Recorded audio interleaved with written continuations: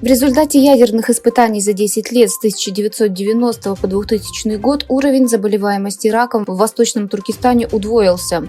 По данным Дзюна Такады, физика из медицинского университета Саппоро в Японии, около 194 тысяч человек умерли и более миллиона заболели раком и другими болезнями из-за радиации.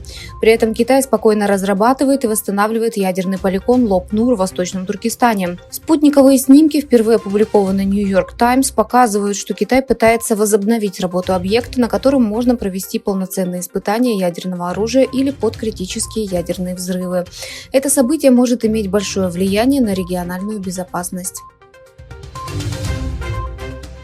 Судя по новостям в социальных сетях, продуктовые рынки и места проведения свадеб в Восточном Туркестане активны как никогда во время Рамадана. В то время как интенсивность на базаре смещается к вечеру, свадьбы откладываются до окончания поста в связи с ритмом Рамадана. Поскольку в официальных СМИ и социальных сетях нет никаких новостей о Рамадане, корреспонденты РФА позвонили в соответствующие органы власти Восточного Туркестана, чтобы обсудить этот вопрос. Ответивший на звонок сельский староста из уезда Гюльджа уклонился от ответов на вопросы, сказав, что он не постится и что в его районе люди находятся в такой же ситуации.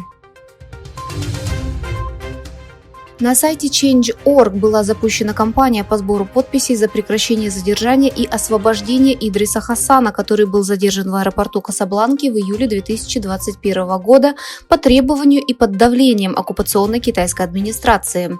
19 июля 2021 года 33-летний уйгур Идрис Хасан, летевший самолетом из Стамбула в Касабланку, Марокко по туристической визе, был задержан администрацией Рабата по требованию оккупационной китайской администрации.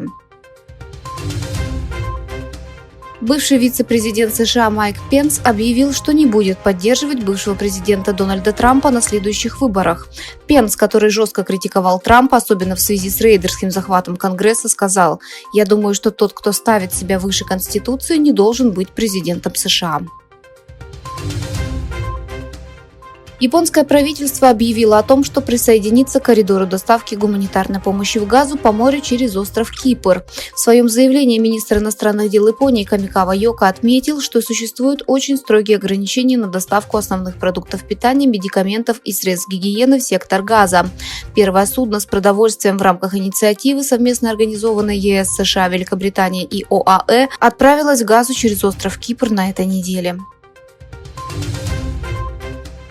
Через 3 дня после взрыва в ресторане в Китае, где погибли 7 человек, произошел взрыв в ресторане «Барбекю» в городе Хуайянь. В результате инцидента пострадали 2 человека.